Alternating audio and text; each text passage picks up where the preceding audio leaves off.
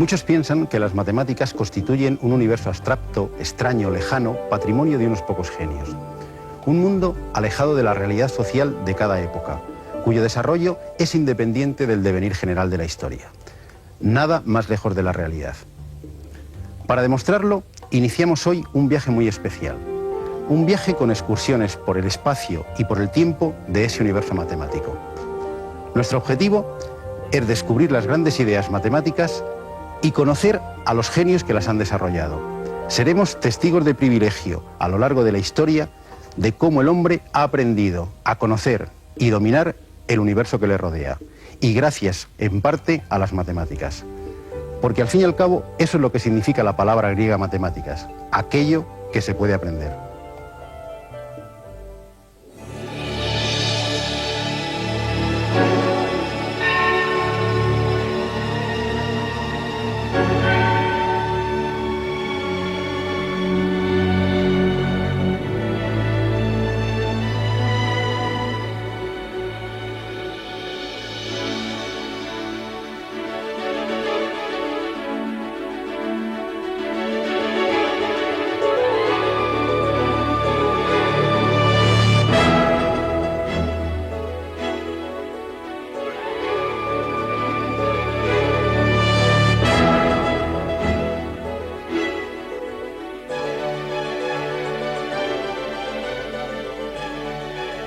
¿Dónde empezaremos este viaje?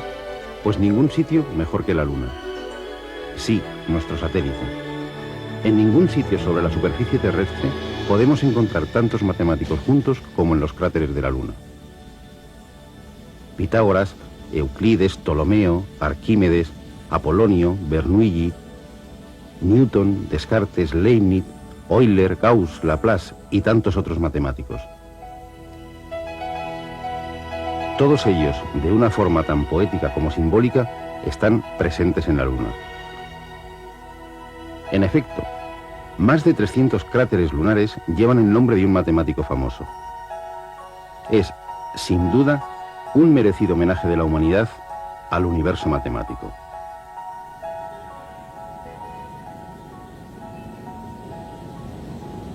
Pero volvamos a la Tierra.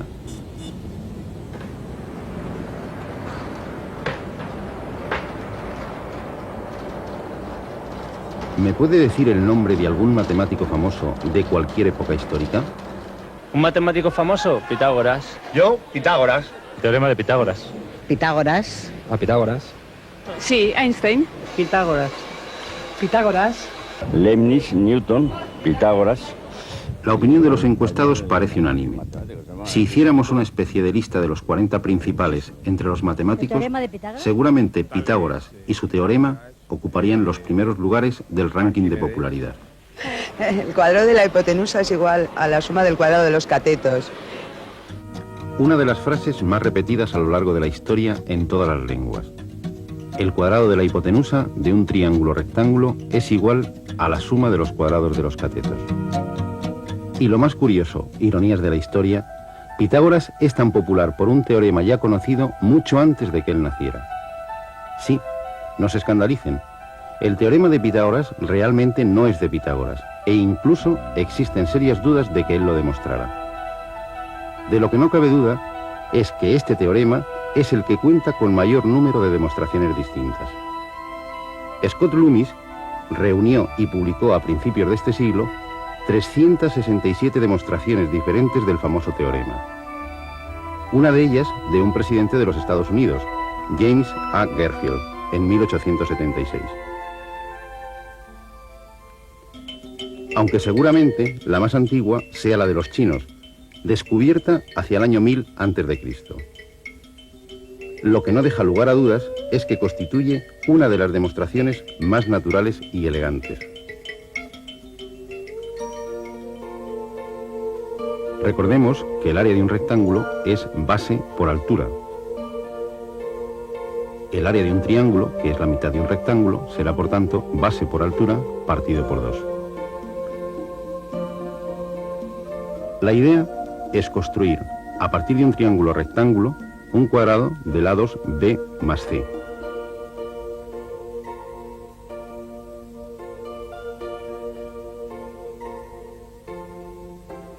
Su área será, por tanto, b más c elevado al cuadrado. Pero la figura está formada por un cuadrado interior, cuyo lado es a, y por tanto su área será a cuadrado, más 4 triángulos iguales al original, cuya área será b por c partido por 2. Por tanto, estas dos expresiones han de ser iguales.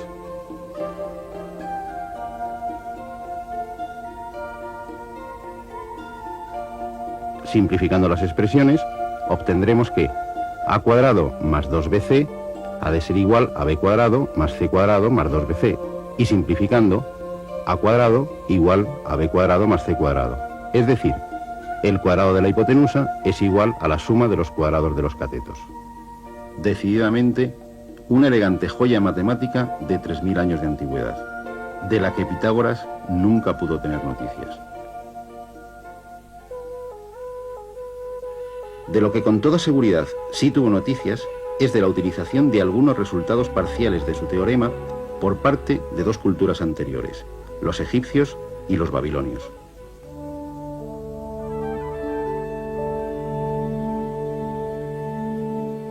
Aunque la vida y obra de Pitágoras estén envueltas en una nebulosa de leyenda, lo que parece claro es que nuestro personaje nació hacia el 580 a.C., en una de las islas griegas de Asia Menor, en Samos.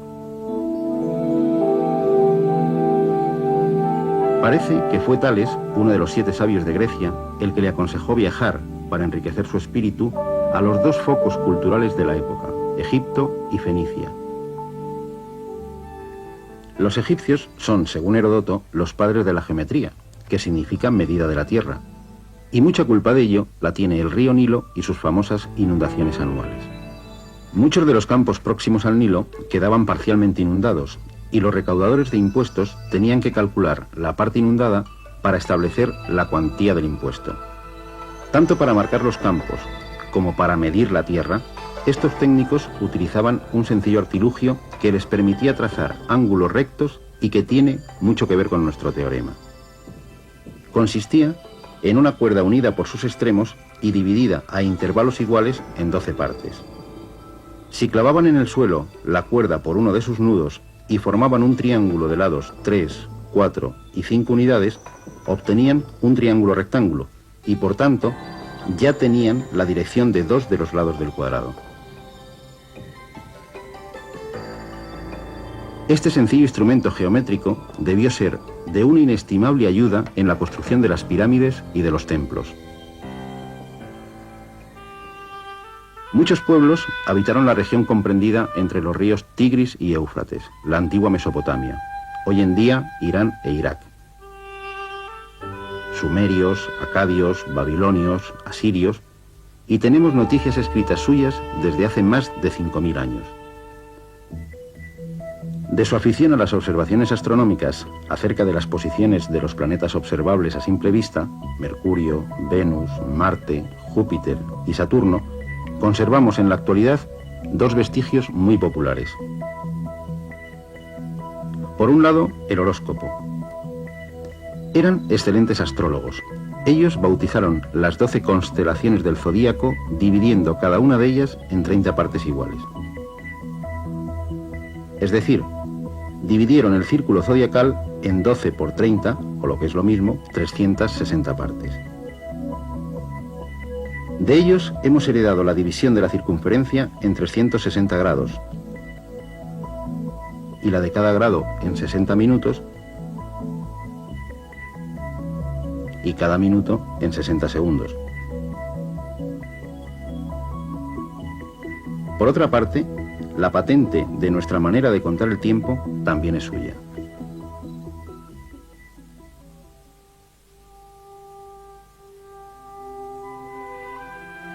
Los babilonios escribían sobre tablillas de arcilla con punzones. En algunas de las tablillas de escritura cuneiforme se han encontrado numerosas referencias de carácter matemático. Nos llama especialmente la atención una tablilla, conocida como Plinton 322, que se conserva en la Universidad de Columbia, escrita hacia el año 1800 a.C., en la que aparecen 4 columnas de números distribuidos en 15 filas. En apariencia, podía tratarse de algún tipo de anotación contable, pero descifrados los números, corresponden a la primera relación de ternas pitagóricas de la que se tenga conocimiento.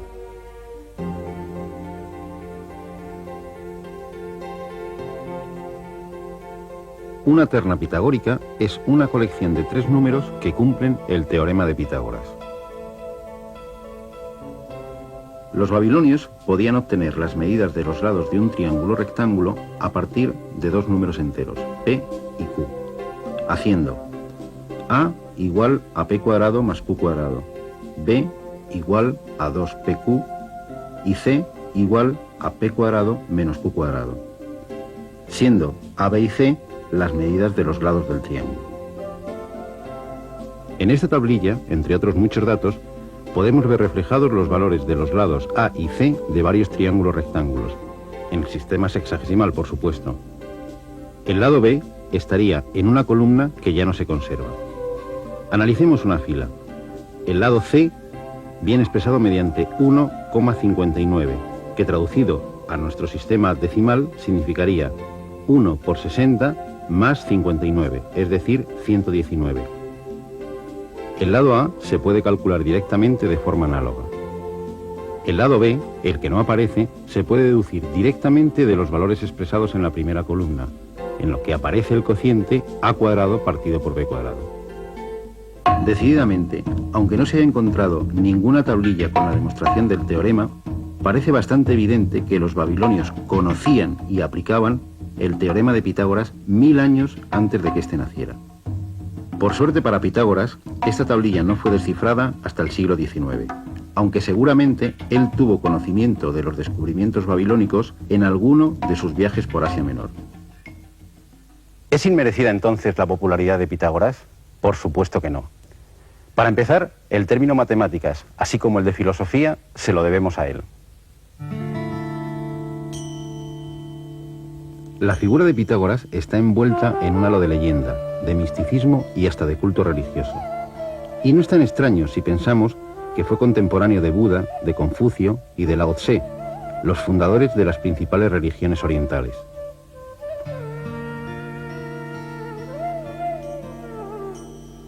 Parece que en sus viajes por Egipto y Babilonia, algunos dicen que pudo llegar hasta la India, Pitágoras se impregnó no solo de conocimientos matemáticos y astronómicos, sino también religiosos. Tras estos viajes, retorna al mundo griego y se instala en Crotona, una ciudad al sur de Italia, región conocida en la época como la Magna Grecia.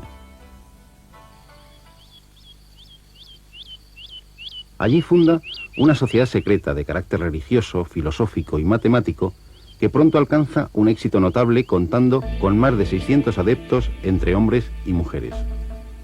El rigor y ascetismo eran las normas morales y de conducta que tenía la sociedad en la que todo se compartía, no solo los bienes materiales, sino también los descubrimientos matemáticos. Su símbolo era el pentagrama o polígono estrellado de 5 puntas. En esta orden se impartieron las primeras clases públicas de matemáticas. Los miembros se dividían en 2 categorías, los novicios, denominados auditores, porque no tenían derecho a hablar durante las disertaciones, y los matemáticos, que eran los que habían accedido a los más altos conocimientos.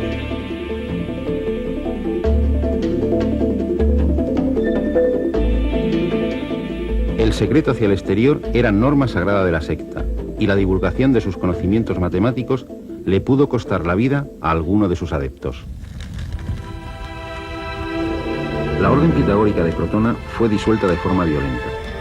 Su casa fue incendiada y Pitágoras y sus discípulos tuvieron que abandonar la ciudad hacia Metaponte. Pero de lo que no cabe duda es de que su influencia se extendió por toda la cuenca mediterránea durante muchos siglos. De hecho, ha impregnado la cultura occidental hasta nuestros días. ¿Cuáles son las principales aportaciones matemáticas de la escuela pitagórica?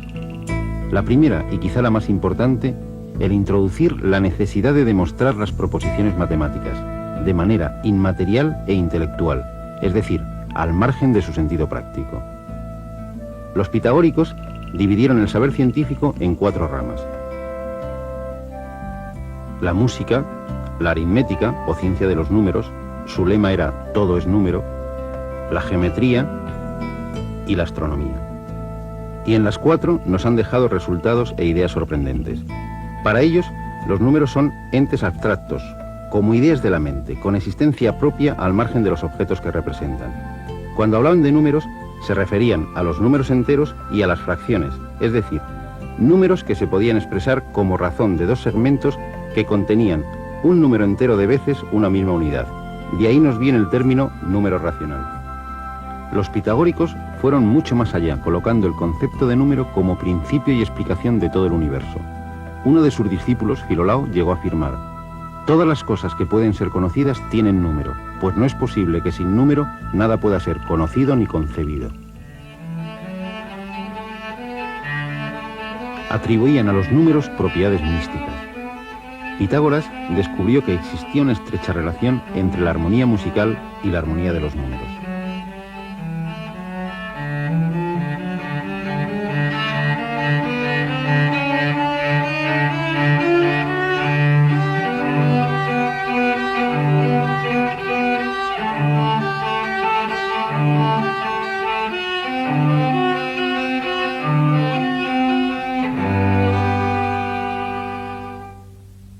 Si pulsamos una cuerda tirante, obtenemos una nota.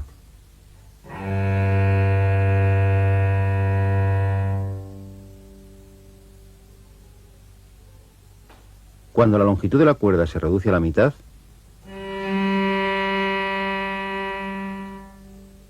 obtenemos una octava.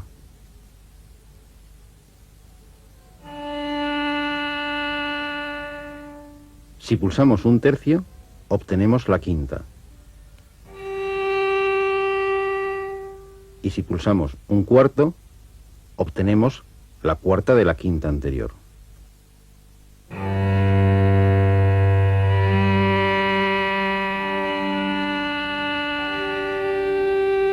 La armonía musical expresada mediante los números 1, 2, 3 y 4.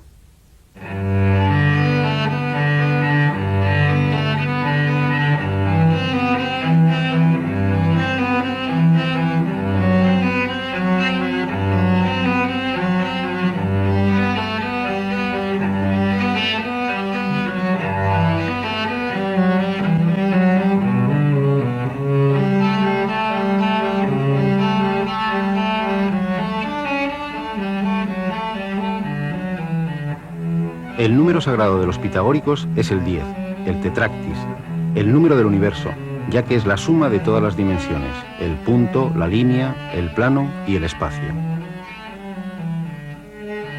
Su concepción de los números enteros como puntos materiales les permitió estudiar las relaciones curiosas entre los números, asociándolas con las figuras geométricas. Con 3 puntos se puede formar un triángulo. El número 3 es un número triangular.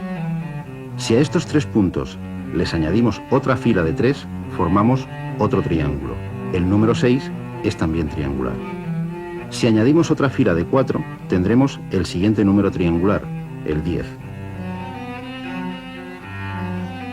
De forma análoga, 4 puntos forman un cuadrado, al igual que 9, 16, 25. Estos son los números cuadrados. De la misma manera se pueden obtener los números pentagonales o los hexagonales. Seguramente también es de origen pitagórico la idea de número perfecto. El 6 es un número perfecto, ya que la suma de todos sus divisores, salvo él mismo, es 6. 28 también es un número perfecto. Para encontrar el siguiente número tenemos que dar un gran salto. Es 496. No es tan fácil encontrarlo. En el libro 9 de los elementos, Euclides nos deja perplejos con su teorema 36, que proporciona un método original para encontrar números perfectos. Es este: si tantos números como se quiera, a partir de una unidad, se disponen en proporción duplicada hasta que su suma total resulte un número primo, el total multiplicado por el último número será un número perfecto. Pueden comprobar que 496 es un número de esta forma. Euclides nunca afirmó que estos fueran los únicos números perfectos, pero hasta hoy nadie ha podido encontrar un número perfecto que no sea de esta forma. En el terreno de la astronomía, los pitagóricos también dejaron su herencia a la humanidad. En este caso, una herencia que ha prevalecido como doctrina científica más de 2000 años, la teoría geocéntrica del universo. En efecto, los pitagóricos son los primeros que ofrecen un modelo cosmológico para explicar los fenómenos que vemos en el cielo. Situaron la Tierra como una esfera que ocupa el centro del universo, y girando alrededor de esta, la Luna, el Sol y los 5 planetas. La expresión música celestial quizá también sea un legado pitagórico, ya que colocaron a la Luna, al Sol y a los planetas en esferas cristalinas concéntricas con la Tierra, y cuyas distancias estaban en la proporción de la escala musical, de tal manera que cada astro viajaba por el espacio produciendo una nota característica.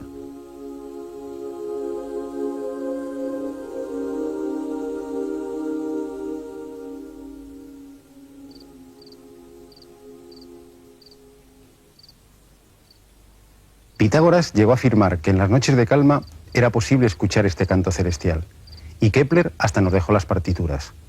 Pero lo que realmente colmó de gozo a Pitágoras fue la demostración de su famoso teorema, hasta tal punto que mandó sacrificar bueyes a los dioses.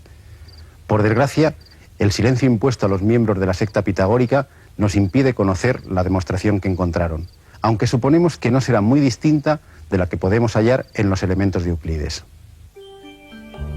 Euclides se basa en una propiedad fácil de probar de las áreas de los paralelogramos. Si desplazamos el lado opuesto a la base sin variar su longitud a lo largo de una recta paralela a la base, obtenemos un paralelogramo de la misma área. Utilizando solo esta propiedad, se puede demostrar que el área del cuadrado de la hipotenusa es igual a la suma de las áreas de los cuadrados de los catetos. Disfrútenlo, sobran las palabras.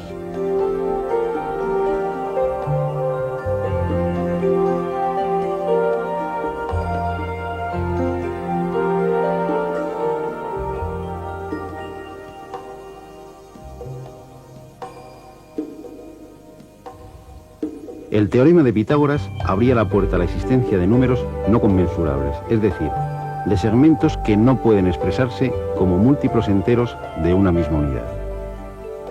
En efecto, no hay ningún segmento, por muy pequeño que sea, que esté contenido exactamente un número entero de veces en el lado de un cuadrado del lado 1 y en su diagonal.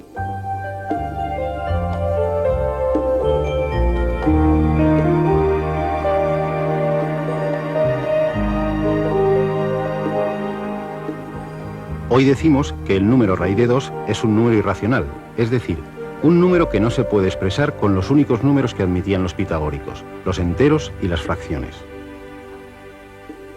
La estrella pitagórica se obtiene uniendo los vértices no consecutivos de un pentágono regular. En ella aparecen 4 tipos de segmentos de longitudes diferentes: AB, BC, CD y CE. Para sorpresa de Pitágoras y de los matemáticos de todas las épocas, la razón entre AB y BC es uno de los números irracionales más famosos de la historia, el número áureo, phi igual a 1 más raíz de 5 partido por 2. Pero no termina aquí la ironía. La razón entre BC y CD también es el número de oro, y también la razón entre CD y CE. El propio símbolo de los pitagóricos es la demostración más hermosa de la existencia de otro tipo de números que ellos se negaban a aceptar.